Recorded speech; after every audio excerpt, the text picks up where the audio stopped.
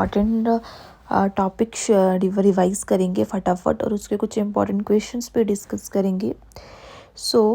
जो हमारा टॉपिक है वो है आज का स्पर्मेटोजेनेसिस। स्पर्मेटोजेनेसिस होता क्या है, अगर हम इसकी डायग्राम समझ ले, अगर हम फ्लो चार्ट के वे से समझ ले तो बहुत ही आसान रहेगा। स्पर्मेटोजेनेसिस एक्चुअली में होता क्या है? Spermatogenesis means the production of the sperm, यानी how the sperms formed from the male germ cells, means as spermatogenesis एक प्रोसेस है कि कैसे इमेच्योर मेल जर्म सेल्स जो होते हैं कैसे वो स्पर्म्स की फॉर्मेशन करते हैं, कहाँ पे? सेमनीफेरस टिब्यूल्स में। ठीक है।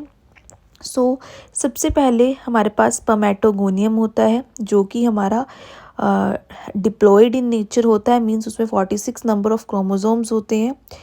उसमें जो है हमारा माइटोटिक डिवीज़न होता है, यानी इक्वेशनल डिवीज़न जो होता है वो हमारा सबसे पहले हमारा माइटोसिस होती है, उससे जो है हमारा प्राइमरी स्पर्मेटोसाइट फॉर्म होता है।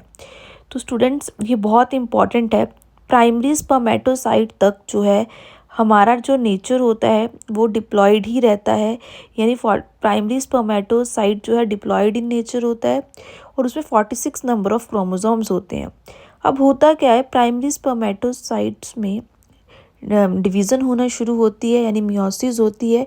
तो मियोसिस का अदर नेम है रिडक्शनल डिवीज़न, मीन्स अब जो नंबर ऑफ क्रोमोसोम्स है वो हाफ हो जाएंगे।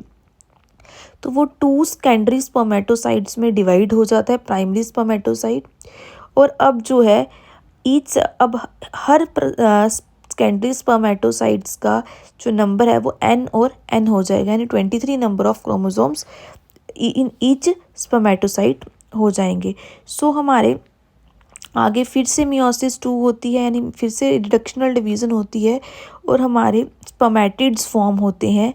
एंड स्पर्मेटिड्स के बाद जो है हमारे स्पर्मेटोजोआस बनते हैं। जो ये हमारा साइकिल है कैसे है, स्पर्मेटोगोनिया से स्पर्मेटोसाइट बनते हैं, स्पर्मेटोसाइट से स्पर्मेटिड बनते हैं and last is the spermatozoa जो है हमारे फॉर्म होते हैं।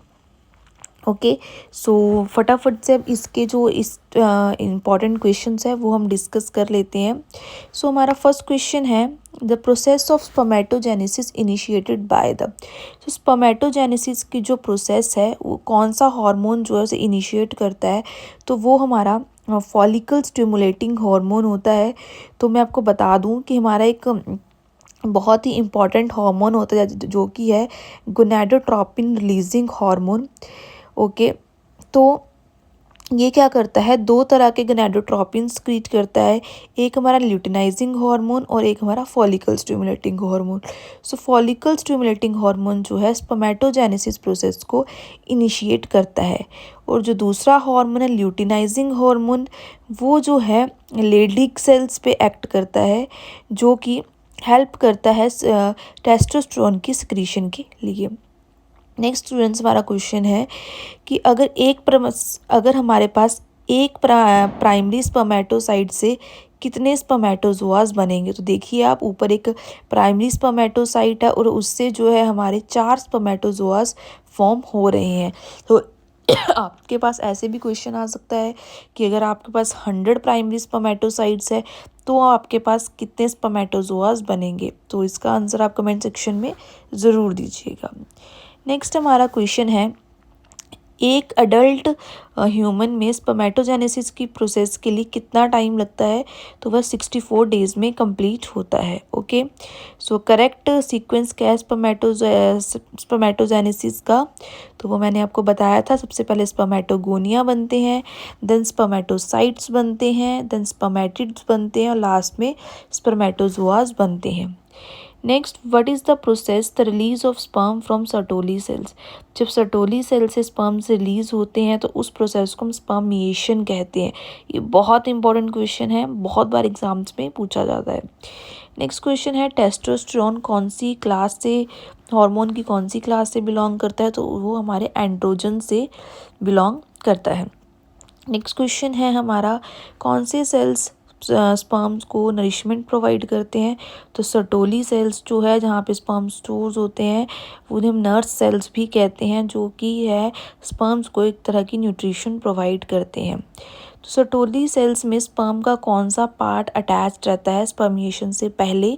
तो वो है हेड, जो है स्पर्म का जो हेड पार्ट है वो सर्टोली सेल से अटैच्ड रहता है। तो एक बहुत ही इम्पोर्टेंट क्वेश्चन है कि जो हमारा ल्यूटिनाइजिंग हार्मोन है जो कि लेडिक सेल पे एक्ट करता है और वो टेस्टोस्टेरोन की रिलीज में हेल्प करता है। So thank you so much. I hope कि हमने फटाफट से स्पर्मेटोजेनेसिस टॉपिक को रिवाइज कर लिया है। सो इससे पहले मैंने और भी ह्यूमन रिप्रोडक्शन चैप्टर पे वीडियोस बनाई है, तो आप वो ज़रूर चेकआउट कर लीजिएगा। मैंने डिस्क्रिप्शन बॉक्स में सभी सारी वीडियोस के लिंक अटैच कर दिए हैं। तो कल हमने जो है मेल रिप्रोडक्टिव सिस्टम को कवर किया था और आज हमने कैसे जो है स्पर्म्स की फॉर्मेशन होती है उसे कवर किया है। और कल है हमारा डे 6, तो उसमें हम कवर करेंगे ओवरीज के बारे में पढ़ेंगे, यानी फीमेल रिप्रोडक्टिव पार्ट को फटाफट से रिवाइज करेंगे।